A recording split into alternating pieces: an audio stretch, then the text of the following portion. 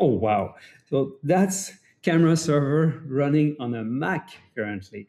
And you see I have 0 cameras connected, no settings. That's because it's not launched yet. So I have the icon here, so I can launch Xangle. And there we go. Oh, now we have 1 camera up there and all the settings there. So let's take a shot.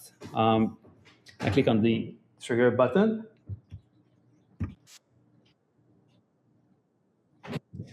So I took a full picture of my cat, of course.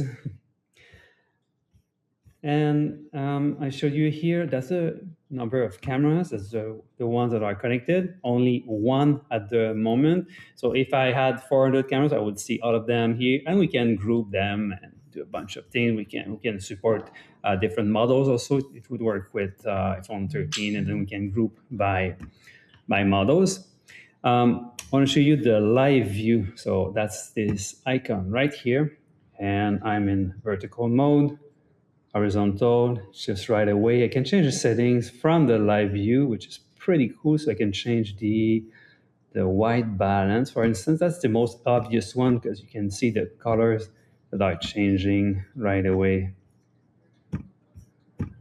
Are we sticking to blue? You want to keep everything blue? Let's go to auto. Great. Can change the lens. Gonna go front and go back to dashboard. Take a selfie, and that shows up again right away here. If I had more cameras, they would I'll see all the images here. And what else? What else? I have a bunch of settings for the countdown duration, the countdown noise. You can see the player here that is updated automatically. This is mostly for photo booth.